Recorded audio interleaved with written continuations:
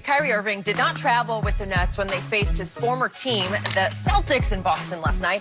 Celtics fans let out several anti-Kyrie chants all night. And after the game, Kyrie posted a 325-word message to Instagram. In the post, he called out fans and the media, calling the coverage of the game, quote, one big gimmick, and saying that life means more than a damn ball going into a hoop. I got thrown off, guys. I don't swear on TV a lot, and I didn't read it right. Plus, this thing is hard to read. The quote was, life means more than a damn ball going into a hoop. And yes, it was hard to read on Instagram, but the one and only Michael Rappaport joining us this morning. Happy Thanksgiving. Happy Thanksgiving. What is your reaction to the post? Oh, well, first of all, good to be here. Happy Thanksgiving. Shay, drip. You know, listen, I've been talking about this for years, the skinny genification of the NBA. Kyrie has brought this on himself. Obviously, life does mean more than any ball game, but this is a business. It's the business of sport. It's theater. He's one of the stars in a Shakespearean play. There's good guys, there's bad guys. Tom Brady is sometimes a good guy for some people, sometimes he's a bad guy. LeBron, so forth and so on. Kyrie's one of these people. When it's going good, it's all fantastic.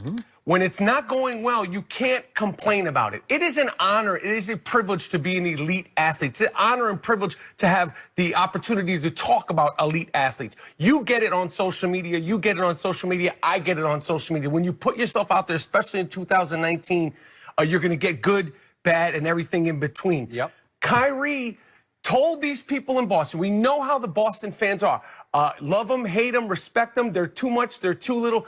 They don't play. You told them you wanted to come back. You were signing with them. You brought this on yourself. I don't know what happened in Cleveland. You wanted to be the man. You went to Boston. Not the right place to be the man because they had other young guns that were coming. And when those young guns stepped up to the plate, you didn't seem happy for them. He didn't seem happy for them. True. I don't know if this guy is coachable, whether it's Kenny Atkins, Brad Stevens, you know, Ty Lue, and you know, like, and I'm gonna get to your guy LeBron, but a guy like LeBron who's sole focus, he's able to block out all the noise, and he's able to mask the Anthony Davises and feed him. He's able to mask the Kyrie Irving's, you know, his sensitivity. It really shows what a true leader is. You know, he wasn't happy with Brad Stevens. He wasn't happy. You know, I don't think he's going to be good with Kenny Atkins. Spencer Dinwiddie, who's a very not a well-known NBA player. He was just NBA Player of the Week in the Eastern Conference. I love this guy. He's on the verge of being an all-star. It's never going to happen again with Kyrie Irving there. Spencer will not make an all-star team. He showed last year that he was coming up close to being an all-star. It won't happen with Kyrie. So he should enjoy being the player of the week. It's not going to happen again. He doesn't make anyone better. We don't need to sit here and talk about the magic and the gorgeousness of all his skills. He's a beautiful basketball player. But when you start talking about it's ignorant and you know, it's a game, the drama is part of what we love, whether it's do you believe in miracles or down goes Frazier. This, you know, the thrill of victory, the agony of defeat. When you have Steph on the corner and you win the game, it's all good. And then when it's not going good, you can't complain about it. What did you expect them to do? You told them you were coming back. You were the dysfunction in that team, whether it was Brad Stevens and my man coming back, Gordon with the good hair. He wasn't happy for it, and it's not going to change in Brooklyn. And if you think it's bad in Boston and bad in Cleveland, that's true. Wait till the New York fans get at you. Because if you start doing this craziness, and these Brooklyn fans, they're hungry. Brooklyn people are a different breed.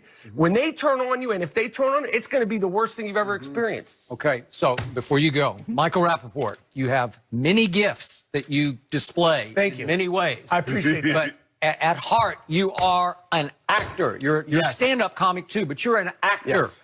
You were in Mighty Aphrodite, That's right. Woody Allen movie, and it won the Academy Award for Mira Sorvino. Atypical right now, season 3. Atypical is extraordinary. 3 seasons of Atypical. That is atypical, wouldn't you say? Right? Yes, absolutely. Okay, what is acting? It's all about entertaining people, taking them away from their real-life problems, right? It's escape, right? They don't want to hear about your problem. They don't want to hear. No. So again, you're doing what these gifted athletes are doing in another venue. And so are you guys, to just kind of give a perspective. Like, this is entertainment. People forget that. In the end, it's entertainment. So go ahead.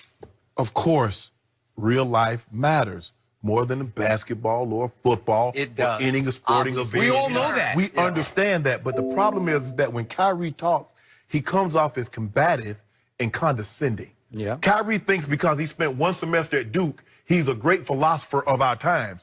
Kyrie, you're not.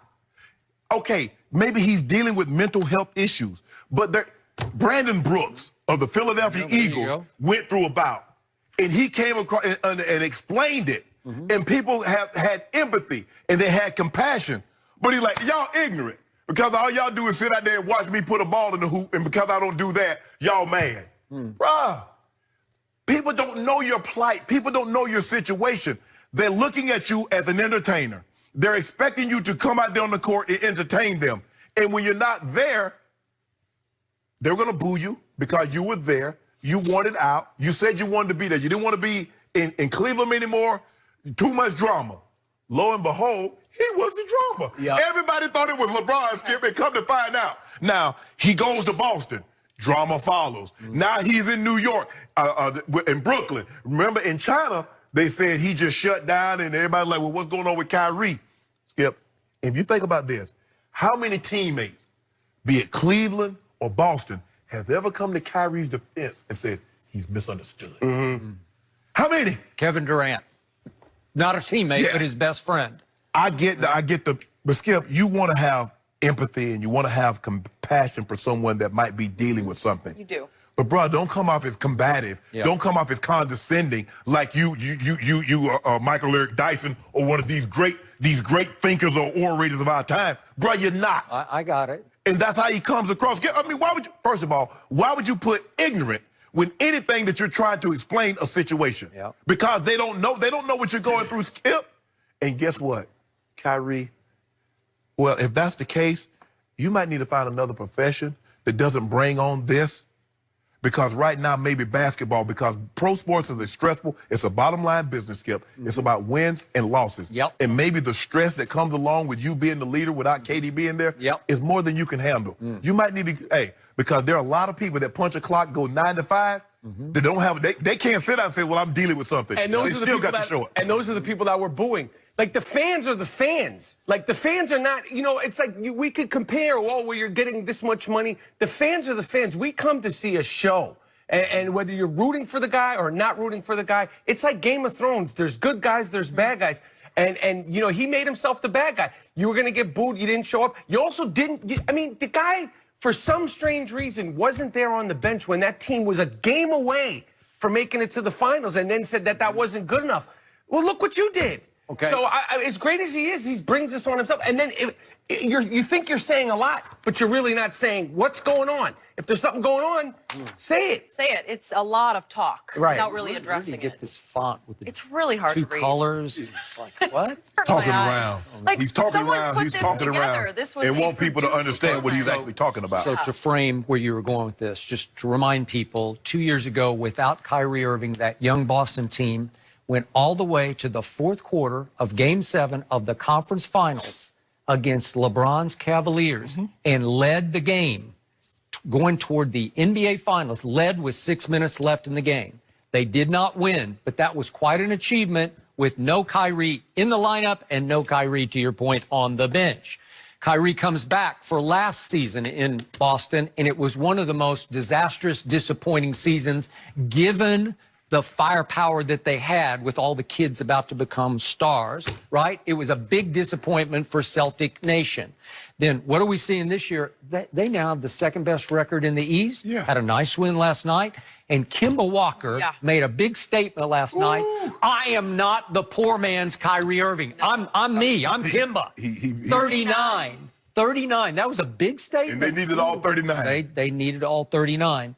So listen, I do appreciate Kyrie is a deep thinker. I know he's not Michael Eric Dyson, but he does have deeper thoughts, which is fine. I respect that. So his first line says that sports as entertainment is ignorant and obtrusive. It's totally entertainment. Okay. So if life, as we all agree, does mean more, and it does mean more to Kyrie, and if he has other issues that are much more important to him than this silly game of shooting a ball through a hoop, God bless you, man. Go on. Leave it behind. Thank you. It's a free country, Yes. man. You can walk away. Yes. Guaranteed money. And leave that $34.1 million on the table. Right. Because you're not earning it. You don't deserve it. You can't rain on the parade that is paying you $34 million. You can't make fun of this. You can't dismiss it. And then you say that really people should love basketball as an art form. If you do, if that's what you prefer, go to Rucker. Just go play for the love of the game, right? The art form is you. Yeah. The entertainer and how you handle the ball. Steph Curry shooting the ball is the art, not the game of basketball. The game of basketball is the canvas in which the art is painted on. Kyrie, come on, bro. Man. And it's, you know, sport, like I said it once, but sports is one of the only safe havens. And I'm not into fans fighting and other fans, but it's one of the only safe havens as a fan, as a paying customer, as a person at home, where you could love and hate. And it should be fun, love and hate. Whether you love LeBron, can't stand LeBron. Whether you love Tom Brady, can't stand. This is part of the fun of it. This is why we eat our popcorn. This is why we drink our soda. And trust me on this.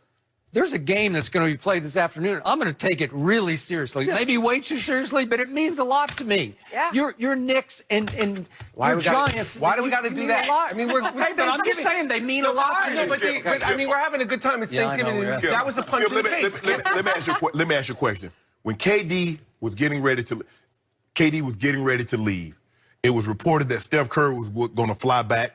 We don't know what he was talking about. Okay. How many of Kyrie's ex-Boston Celtics teammates would have gone to Kyrie and talked, bro, we want you back. Come back. You think Jason Tatum, you think Brown, you think any of those guys would have gone to Kyrie and said, we want you back? They could